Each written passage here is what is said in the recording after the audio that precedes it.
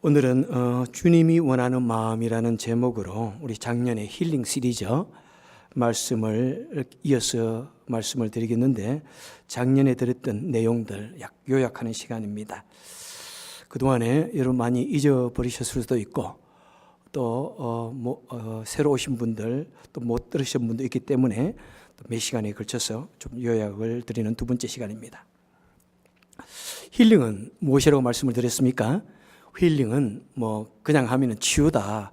사실 육체의 치유에 대해서 우리가 말씀할 수 있는데, 요즘 한국에서 주로 사용하는 힐링의 의미는 우리 상한 마음의 치유라고 말씀을 드렸습니다.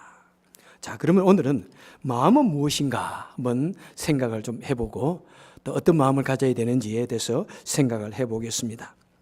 자, 마음에 대해서 어떤 사전적인 정의를 제가 좀 찾아보았습니다.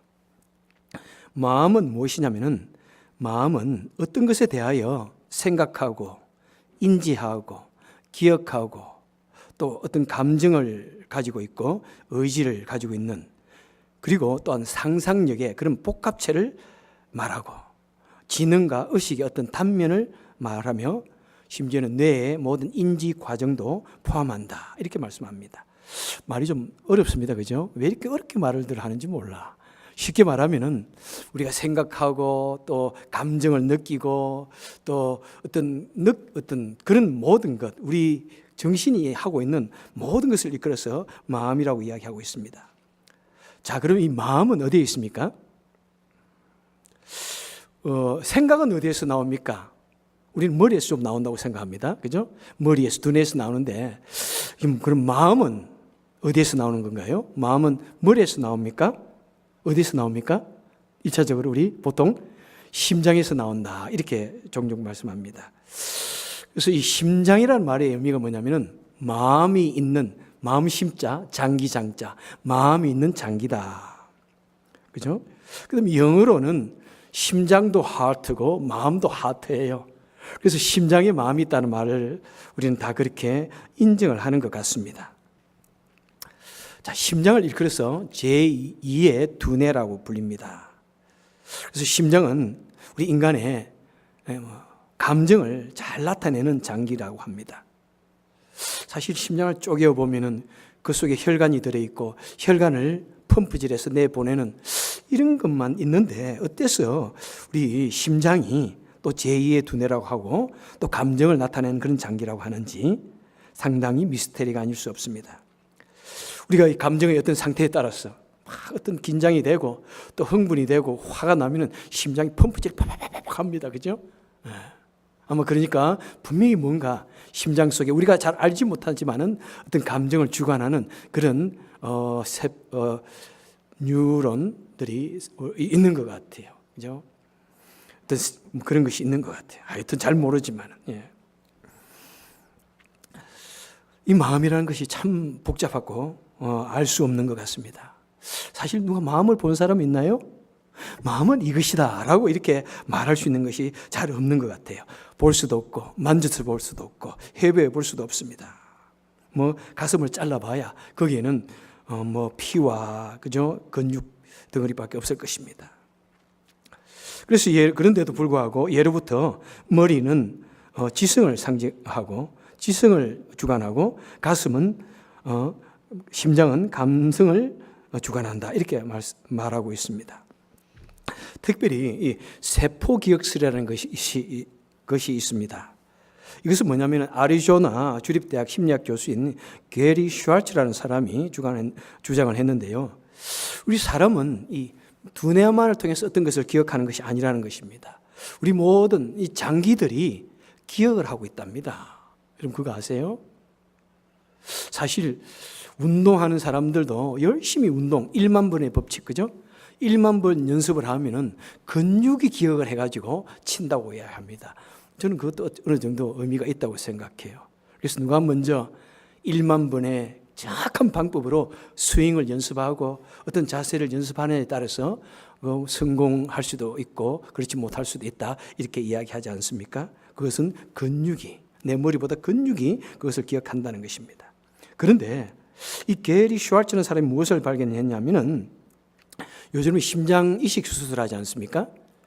여러 가지 장기 이식 수술을 하는데 심장을 이식 수술해서 이 사람 심장을 원래 가지던 사람은 죽었고 이 심장을 새로운 사람에게 이식 수술을 했는데 그 심장 이식 수술을 받은 사람이 갑자기 옛날에 그 사람이 했던 나쁜 기억들, 죽을 때 가졌던 그 기억들이 막 떠오르는 거예요. 그리고 그 사람이 가졌던 그런 습관들이 막 나오는 것입니다. 그래서 심장 속에 어떤 기억력이 있구나 이렇게 주장을 했습니다. 그럼에도 불구하고 사실 상당히 그런 것을 가지고 어떤 괴담 영화 이런 것도 많이 만들지 않습니까? 하지만은 이 세포 기억설은 그렇게 정신적인 학문으로 인정받지를 못하는 것 같습니다. 그런데 우리는 어쨌든 보면은 내 마음이 어떤 기억을 하고 있는 것은 우리가 어느 정도는 같이 동의를 하고 있습니다. 약 지금으로부터 128년 전에 이 프로이드가, 그죠? 이 프로이드가 정신분석학을 발표한 후에 심리학이라는 것은 무엇입니까? 곧 마음의 원리를 아는 마음에 대한 학문이 장족의 발전을 했습니다. 불과 100년 사이에 엄청난 발전을 했습니다. 그리고 이 심리학도 여러 가지로 나누어져 있는데 한국의 심리학 협회는 14가지로 나누어져 있습니다.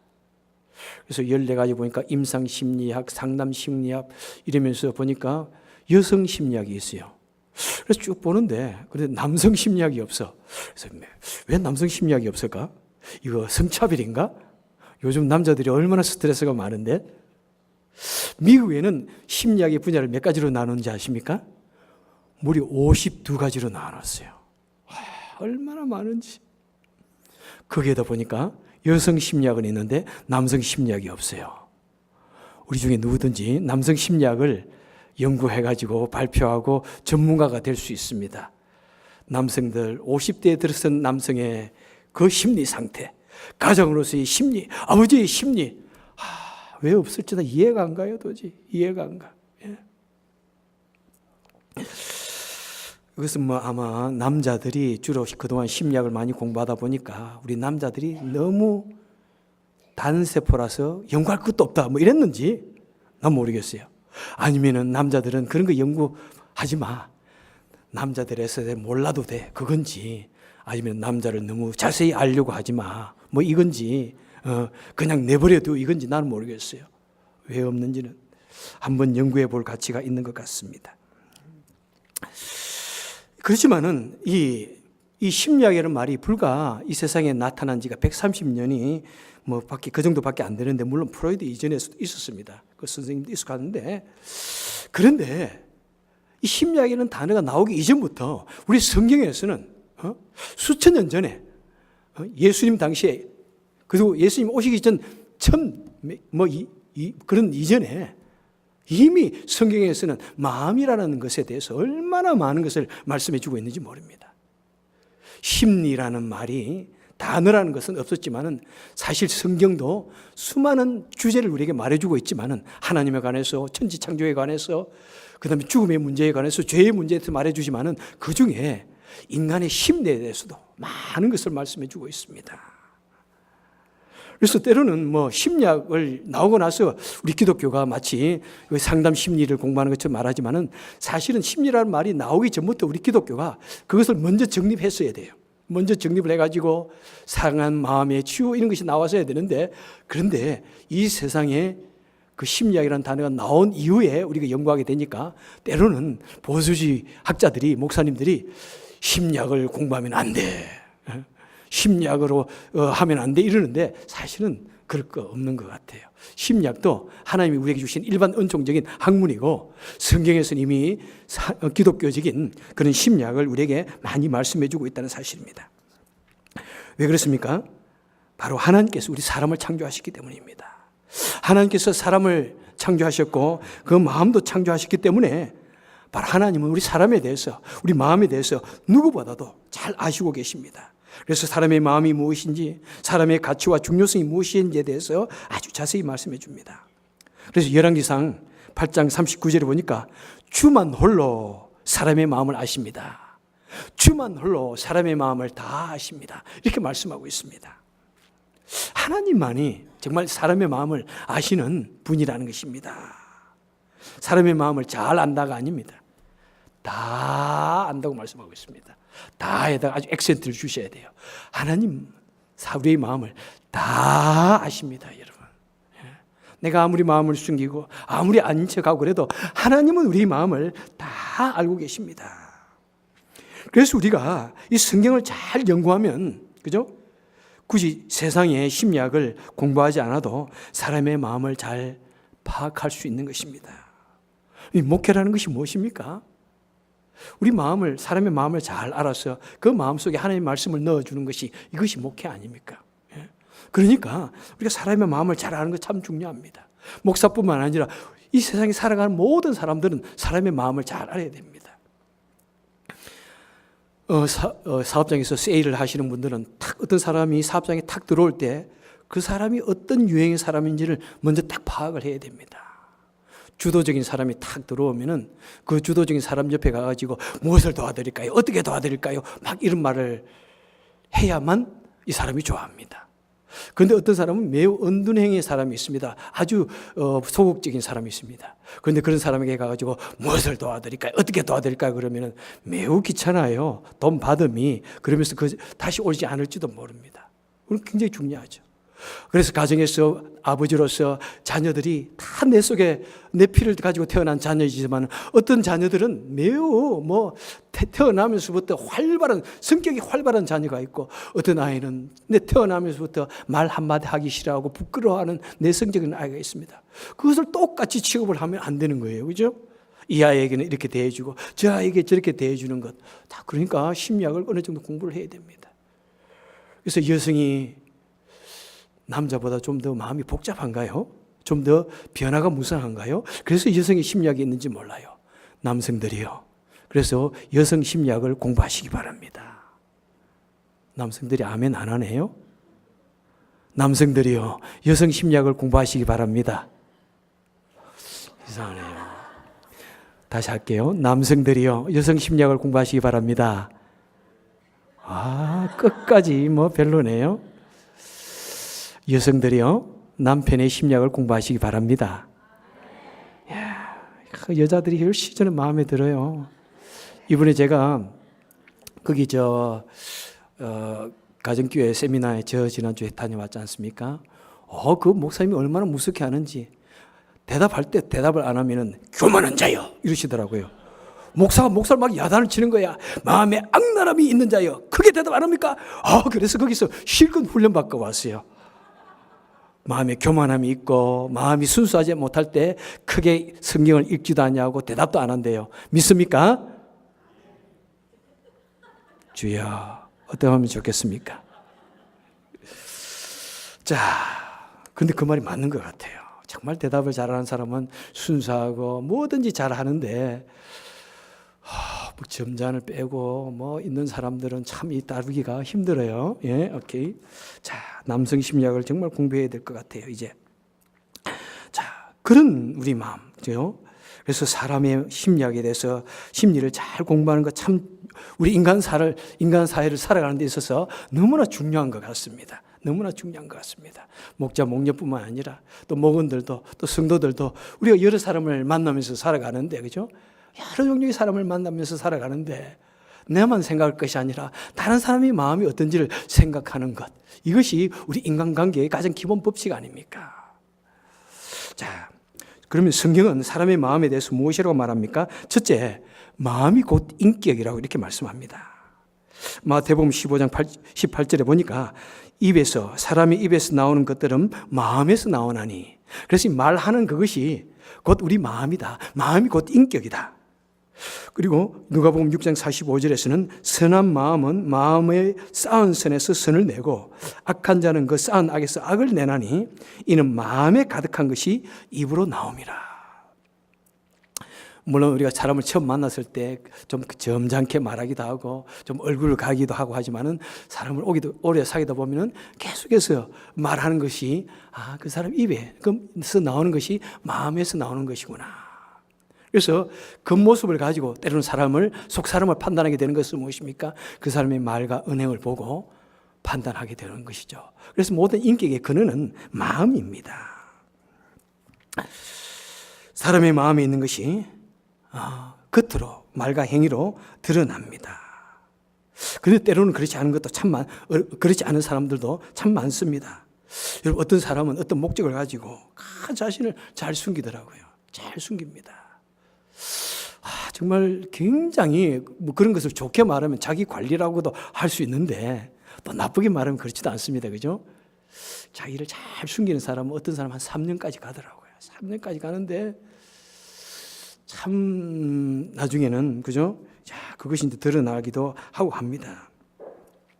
그래서 어떤 목적을 가지고 또 자기 인기 관리를 위해서 그렇기도 하지만은 제가 이런 말 하면서 되게 캥기는데요. 제 모습이 많이 드러나죠. 못난 모습이. 저는 원래부터 참 못난 사람입니다. 그러니까 너무 그런 것 때문에 마음 상해하지 마십시오. 원래 제가 그렇습니다. 자, 그런데 여러분, 아무리 우리가 정말 조심하고 한다고 할지라도 결국에는 마음에서 드러납니다. 그래서 우리가 노력해야 할 것이 무엇입니까? 말 조심, 행동 조심이 아니라 사실은 마음을 조심해야 됩니다. 사실은 마음을 다스리고 마음을 이렇게 매일같이 다두고 마음을 아름답게 만드는 것이 바로 이 힐링의 근본적인 목적인 것을 우리는 알아야 할 것입니다. 자, 두 번째로 마음은 무엇입니까? 마음은 신앙의 장소입니다. 그리고 인간의 가장 고귀한 본질입니다. 로마서 10장에 보면은 사람이 마음으로 믿어 의에 이르고 입으로 신하여 구원에 이른다. 이분 마음으로부터 믿을 때, 그러니까 마음이 신앙의 장소라는 것입니다. 마음으로 믿을 때 구원에 이른다. 얼마나 놀랍습니까? 여러분, 우리 마음이 바로 신앙을 시작하는 그런 길임을 말해주고 있습니다. 그 다음에 구원을 얻는 방법인 것을, 그 길인 것을 말해주고 있습니다. 마음이 곧 믿음의 장소고 구원을 얻는 그 시발적인 것을 말씀해주고 있습니다. 그래서 누가복음 24장 32절을 보니까 예수님의 제자들이 부활하신 주님을 만나고 그 주님께서 말씀해주는 그 말씀을 듣고 나서 하는 말씀이 무엇입니까? 야, 우리가 주님의 말씀을 들을 때 우리 마음이 뜨겁지 아니하잖아. 마음이 막 뜨거워지는 거예요, 여러분. 이 뜨거움을 맛보셔야 됩니다. 하나님의 말씀을 들을 때 계속해서 그것이 머리에서만 맴돌고 있으면은 이것이 잘 안 돼요, 여러분. 그 대표적인 케이스가 여기 있다고 말씀했지 않습니까? 머리로서는 믿고 싶은데 안 믿어지는 거예요. 너무나 안 믿어지는 거예요. 얼마나 그것이 힘든지. 어렸을 때부터 교회를 다녔고 그다음에 신학교까지 갔고 신학교에서 공부까지 했는데 이게 머리가 잘 안 믿어지는 거예요. 그래서 아마 이 머리가 그런지 마음이 그런지 머리로는 믿는다 하는데 어떤 때는 확신이 없어요. 그래서 하나님, 머리에서 마음까지가 비록 한 잡밖에 안 되는데 왜 이렇게 머리에서 마음까지 가는 게 그렇게 뭡니까? 하나님, 내가 마음으로부터 확실히 믿지 못한다면 내 목사 안 할래요.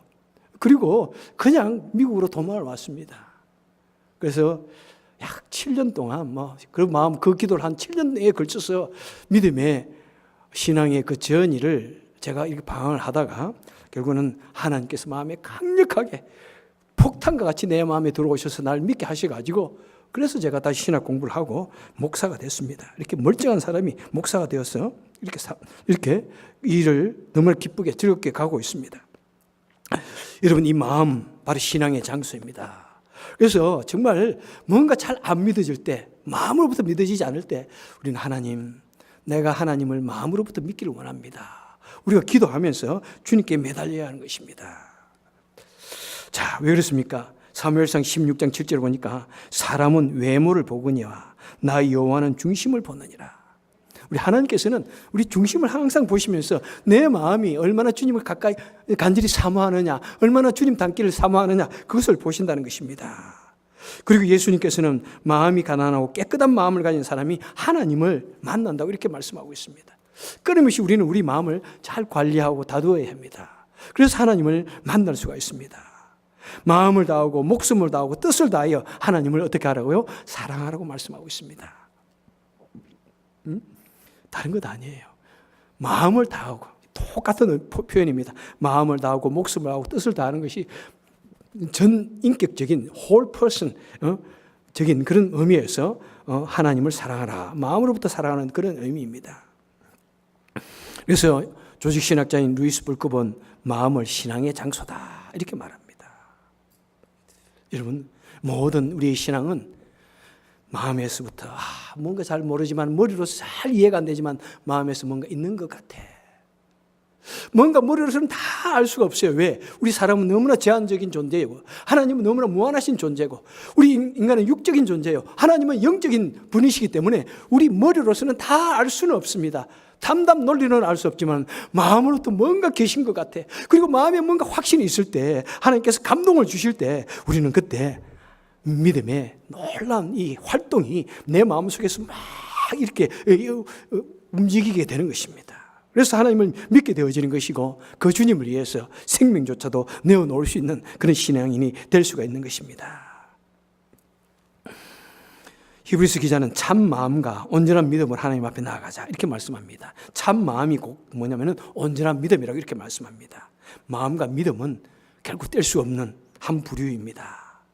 그래서 하나님이 받으시는 참 마음, 믿음을 만들어가는 것, 고귀한 인간의 그 믿음을 만들어가는 것이 이 힐링의 모습인 것입니다. 힐링의 전 과정인 것입니다. 그런데 이토록 우리 인격이요 너무나 귀하고 믿음의 장소인 이 마음이 그런데 쉽지가 않아요. 우리 마음이 매우 모호하다 이렇게 말씀합니다. 매우 복잡하고 잘 알 수 없다 이렇게 말씀합니다. 시편 119편에서 이렇게 말씀합니다. 내가 두 마음 품은 자를 미워하고. 그러니까 하나님께서 이미 시편이 언제 써졌습니까? 지금으로부터 약 2700~800년 전에 쓰여졌습니다. 그때 이 시편의 기자가 사람의 마음을 가만히 보니까 두 마음이 있는 것을 알았습니다. 수천 년 전에 사람은 두 마음을 가진 존재구나 이것을 알았어요. 내 마음속에 사람의 마음에 또 다른 자아가 있는구나 그것을 알았습니다. 그런데 사실 우리 마음에 두 마음만 있으면 좋게요, 그죠? 대표적으로 두 마음이 있다는 것입니다. 사실은 우리 마음에는 나도 모르는 수많은 자아, 그래서 다중인격, 멀티 퍼스널리티 이런 말도 이야기하고 있지 않습니까? 여러분 마음에는 몇 명의 자아가 있습니까? 이 강인국의 마음에도 이 목사의 마음에도 정말 몇 명의 자아가 있는지 계속해서 내 자신을 돌아보며 할지라도 나도 모르는 사이에 아주 나쁜 그런 또 다른 나의 자아의 모습이 벌컥 나오는 것을 보면서 얼마나 참 저 자신에게 실망하는지 모릅니다. 야, 이런 모습을 행여나 우리 성도님들 알면은 나를 미워할 것 같아 이런 생각도 들고 그래서 하나님 앞에 기도하고 또 기도합니다. 여러분 우리 마음에 어떤 자아들이 숨어 있습니까? 여러분 교회에 오셔서 앉아있는 모습 또 집에서 앉아 계실 때 그 모습이 얼마나 어떤 자아가 여러분의 본 모습입니까? 다른 사람이 나를 보고 있을 때 또 안 보고 있을 때 어떤 것이 나의 진정한 모습입니까? 또는 다른 목적을 가지고 어떤 사람들 향하여 친절을 베푸고 그죠? 또 선심을 쓰고 또 돕고 이런 것이 하지만 그 마음에 다른 목적이 있다면 어떤 것이 내 자아 원래의 모습입니까? 여러분 우리 마음 어떤 것이 어떤 마음이라고 어떤 것이 단지 두뇌에서 나오고 어떤 것이 내 마음에 나온다고 우리는 그 어떤 구역을 정할 수가 없습니다. 확실하게 두부처럼 나눌 수도 없습니다. 그리고 마음이 지금 이랬다가 저랬다가 자꾸 변합니다. 그런데 어떤 것이 진짜 내 마음인지 잘 알 수도 못합니다. 내 말은 이런 말을 하지만 실제로 내 속에 있는 말은 내 속에 있는 생각은 전혀 다릅니다. 그리고 자신조차도 어떤 것이 진실인지 사실은 모릅니다. 왜? 철저히 내 자신을 숨기기 때문에 철저히 내 자신을 보호하기 때문에 내가 막 열정을 가지고 내가 막 굉장히 훌륭한 사람처럼 정의로운 사람처럼 말을 하지만은 사실은 나도 내 자신을 몰라요. 그리고 꼭 똑같은 사건을 놓고서도 보는 사람마다 다 다릅니다. 나는 이것이 분명히 옳다고 나는 이렇게 봐왔다고 생각하는데 다른 사람은 또 그렇지 않다는 거예요. 아우 미칠 노릇이죠. 그죠? 나는 분명히 이렇게 봤는데 다른 사람은 아니라는 거예요. 내가 거짓말 하는 거 아니에요. 그 사람도 거짓말 하는 거 아니에요. 그 사람은 그렇게 봤어요. 내 자신을 철저히 보호하다 보니까 내가 잘못 보는 것을 알지 못하는 거예요. 그래서 법에 변호사가 있습니다. 검사가 있습니다. 판사가 있습니다. 수많은 배심원들이 있습니다. 그래도 몰라요 사실. 누가 가장 그래요? 말을 잘하는 사람, 말을 잘 표현하는 사람들 말을 듣지 말 표현을 못 해가지고 나 그러지 않았는데 이러면 그냥 지는 거예요. 그냥.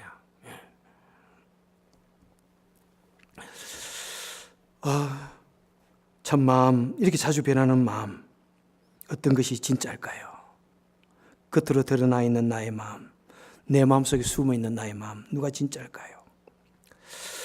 지난 주간에 대한항공의 또 위대한 따님들께서 굉장히 그 언니를 따라서 동생도 굉장한 일을 벌린 것 같습니다. 근데 그분이 전에 항공기 홍보를 위해서 사람들 앞에 서서 어서 오세요 하고 막 아주 밝은 모습으로 인사하는 그런 사진도 있어요.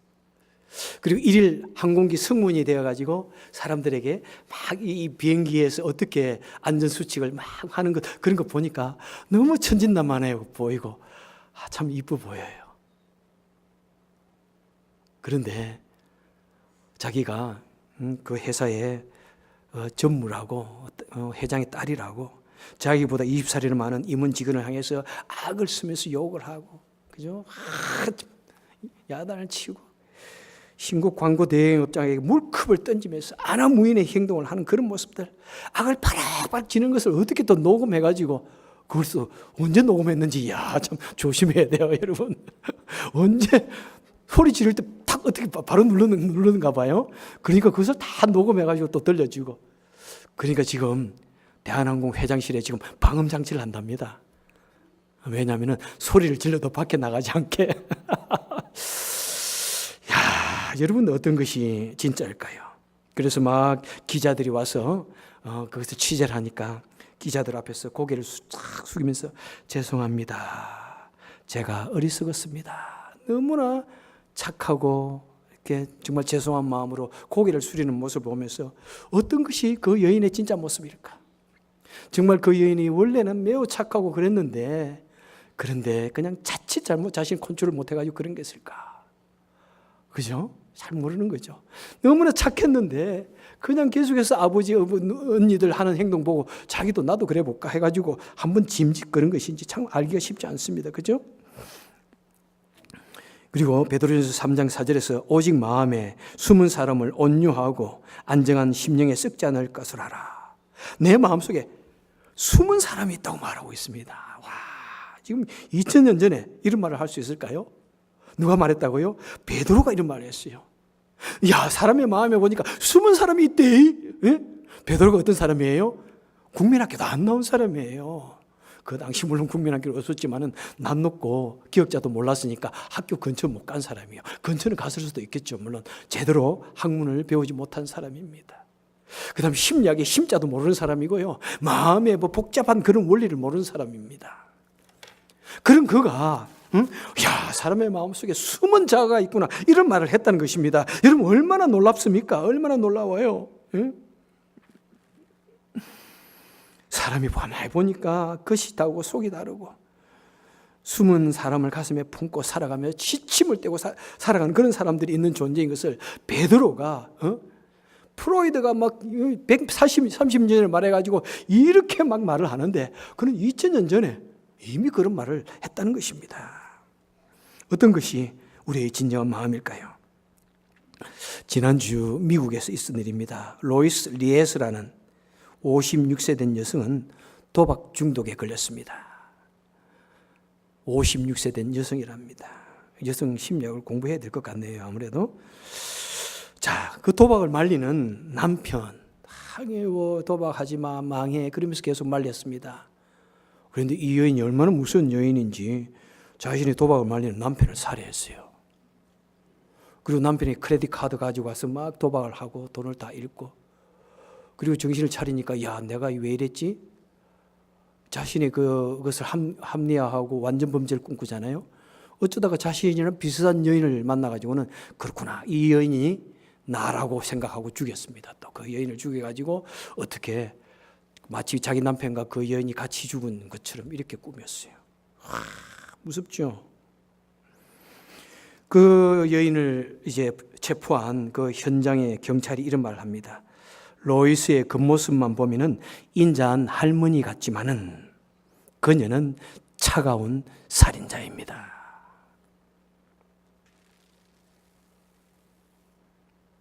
우리 마음에 있는 지킬과 하이드.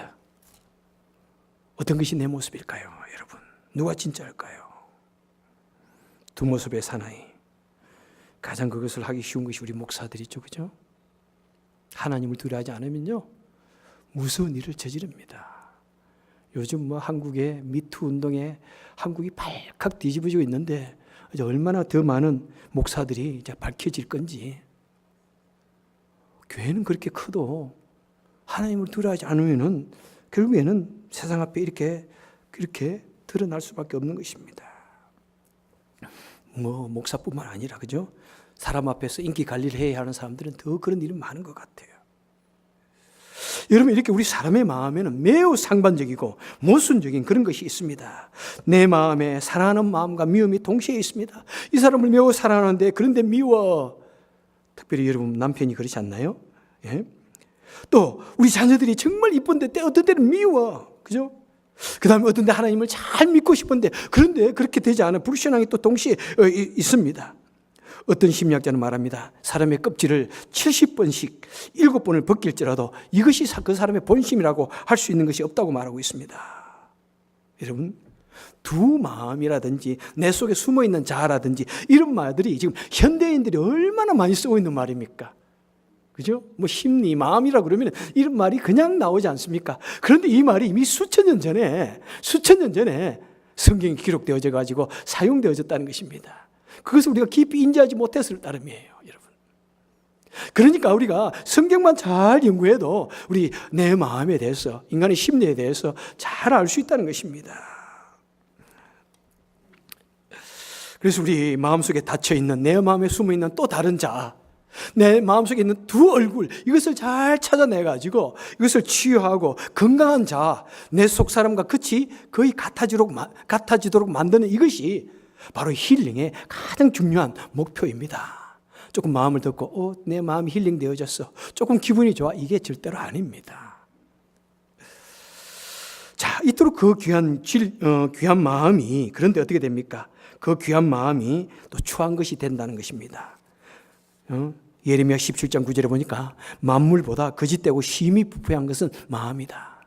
우리 인격의 정말 본질이고 우리 인간이 그토록 고귀한 것은 마음을 가진 존재이긴데, 그런데 그 고귀한 것이 우리가 자칫 잘못 관리하면은 이 세상에서 가장 냄새 나고 가장 부패하고 가장, 그죠? 가까이 하기 힘든, 하나님께서 가까이 하기 힘든 그런 냄새 나는 것이 될 수 있다는 것입니다.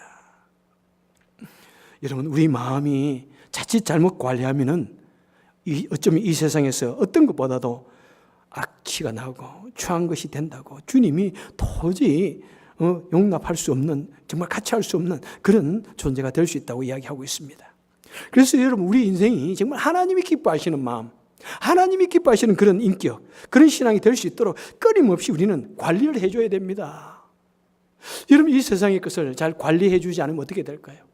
이 교회가 이렇게 아름답게 지어져 있지만 이 교회를 관리해 주지 않냐고 쓸고 닦고 계속해서 관리해 주지 않으면은, 여러분, 교회는 빨리 그죠? 황폐해질 수도 있습니다. 여러분이 집에 살지 않으면요, 그냥 두면 빨리 집이 망가집니다. 여러분 집 앞에 있는 이 아름다운 정원을 관리하지 말고 1년만 놔둬 보십시오. 순식간에 잡초천지가 되어질 것입니다. 쓰레기를 치우지 않고 가만히 놔둬 보십시오. 순식간에 파리가 모여들고 해충들이 모여들고 냄새가 나고 정말 코를 쥐고 돌아서야 할 그런 것이 될 수가 있습니다. 이 세상 어떤 것이라도 관리하고 그냥 두면은 이 세상은 나쁘게 변해갑니다. 그것이 자연의 원리입니다. 마찬가지입니다. 우리 마음 너무나 고귀하고 소중한 것이지만은 우리가 전심을 다해서 시간을 내어서 노력해서 우리 마음을 관리해 주지 않으면은 우리가 나도 모르는 사이에 그 마음에 음란한 것이 들어가고, 나도 모르는 사이에 이기심이 들어가고, 나도 모르는 사이에 우리 주님이 가장 싫어하는 그런 위선적인 마음이 되어져 가지고 그 마음 속에 썩은 뼈와 시체가 가득한 무덤과 같은 그런 존재가 된다고 주님은 우리에게 말씀해 주고 있습니다. 말씀을 맺도록 하겠습니다. 사무엘상 16장 7절에 사무엘이 하나님께서 사무엘에게 이르되 사람의 용모와 신장을 보지 말라. 사람의 용모와 심장을 보지 말라. 사울왕을 보고 이제 다시 너무 사람의 용모를 보지 말라. 사람은 외모를 보거니와 여호와는 중심을 본다고 말씀하고 있습니다. 그렇습니다. 여러분, 하나님은 우리 중심을 보시는 하나님입니다. 우리 외모를 보시지 않아요. 그래서 사실 예배에 너무 예배에 이렇게 겉에 모습을 드러내는 것을 좀 하지 말자는 것이 미국 사회 교회들이 하는 겁니다. 그래서 뭐 이렇게 옷을 깨끗하게 입는 건 좋지만 그것이 다가 아니다. 마음이 중요하다. 그래서 그 옷은 남방을 입어도 마음을 중요하게 바치자. 교회 나올 때 깨끗하게 하는 것도 좋지만은 마음을 바치자. 그런 의미에서 미국 교회들은 요즘 뭐 거의 뭐 이렇게 양복 입지 않죠. 그런데 아직 우리는 한국에 문화가 너무 깊이 있기 때문에 아마 제가 남방을 입고 나오면은 여러분들이 우리 목사님 좀 어떻게 됐나? 아마 이러실 것 같아. 그죠? 그리고 또 외모와 밖에 외모를 준비할 때 또 속에도 좀 더 이렇게 좀 조심하는 경향이 있기 때문에 참 이 두 가지가 다 맞춰간다는 것이 참 쉽지가 않은 것 같아요. 여러분, 주님은 외모를 보지 않냐고 우리 중심을 보십니다. 그런데 우리 현대인들은 어떻습니까? 외모 뭐라고요? 지상주의에 빠져 있습니다. 외모 지상주의. 그래서 세계에서 가장 많이 성행을 하는 것이 한국이라고 그럽디다. 왜 우리 한국이 어떤 나라도 보다도 이 외모 지상주의에 많이 빠져 있는지 참 그것이 안타깝습니다. 사람을 선택할 때도요, 그죠? 외적 조건을 가장 많이 봅니다. 참 그런 저는 안타까워요. 여러분의 자녀들 선택할 때 외적인 조건을 가지고 많이 안 보시나요? 어느 대학 나왔대? 직업이 뭐야? 그런 것부터 먼저 보지 않나요? 그 집안이 어때? 부모님 뭐 하셔? 뭐 그것이 전혀 중요하지 않다고 말은 안 하겠지만은 우리는 너무나 그것만 봐요. 목사를 선택할 때도 그래요. 담임 목사를 선택할 때 뭐 수십 명의 목사님들이 다 이력서를 내면은 거기서 몇 사람 뽑습니다. 뭘 보고 뽑나요? 그분의 학력이 어떤지, 어디에서 어떤 목회를 했는지, 그분이 어떤 분인지, 마음이 어떤 분인지를 보지 않습니다. 그런데 여러분들은 마음을 보셔가지고 저를 선택하셨죠? 그렇습니다. 여러분, 정말 하나님은 우리 마음을 보시는 거예요. 그래서 하나님께서는 무릇 지킬 만한 것보다 더욱 내 마음을 지켜라. 생명이 그는 이에서 나심이라. 이렇게 말씀합니다. 여러분, 우리는 지나치게 외모 지상주의에 빠져가지고 그것을 가꾸기 위해서 살다 보니까 이 스트레스 받아요. 너무나 그것 때문에 치중하다 보니까 사람이 나를 어떻게 볼까? 더 큰 것을 가져야 돼. 더 좋은 것을 가져야 돼요. 그래서 스트레스 빠지는데 내 마음에 우리가 집중을 한다면은 우리는 그런 스트레스를 이겨낼 수 있는 것이고 진정한 힐링을 우리는 얻을 수가 있는 것입니다. 여러분, 우리 사람이 중요한 것은 무엇입니까? 우리 마음이 있기 때문입니다. 우리 마음이 하나님의 형상으로 지음을 받은 증거입니다. 사람에게 마음이 없다면은 미물과 다를 바가 없습니다. 그래서 우리는 주님께서 원하시는 마음, 우리 주님께서 원하시는 성도가 지켜야 할 마음은 무엇입니까? 성경은 우리에게 말씀하고 있습니다. 너희 속에 이 마음을 품으라. 곧 그리스도 예수의 마음이니. 우리가 가져야 할 그 마음은 뭐냐면 예수님의 마음을 가져야 된다는 것입니다. 예수님의 마음. 여러분, 올해 우리 교회의 표어는 무엇입니까? 고린도후서 4장 16절에 보니까 우리 그 사람은 낡아지나 우리 속 사람은 날로 새로워진다. 내 마음이 날로 새로워져서 주님 닮아가는 이것이 우리 교회의 표어입니다. 이것이 진정한 힐링의 의미인 것입니다. 그래서 우리 속에 그리스도의 온전한 인격을 이루기까지 우리 마음을 하나님의 말씀과 성령의 도우심으로 정결하게 하고 선하고 겸손하고 온유하고 그리고 어떤 시련에도 상처받지 아니하고 어떤 유혹에도 흔들리지 않는 강력한 주님의 마음, 그 마음을 만들어가는 것이 힐링입니다.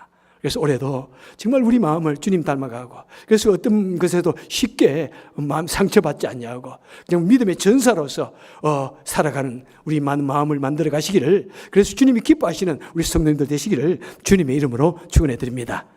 기도하겠습니다.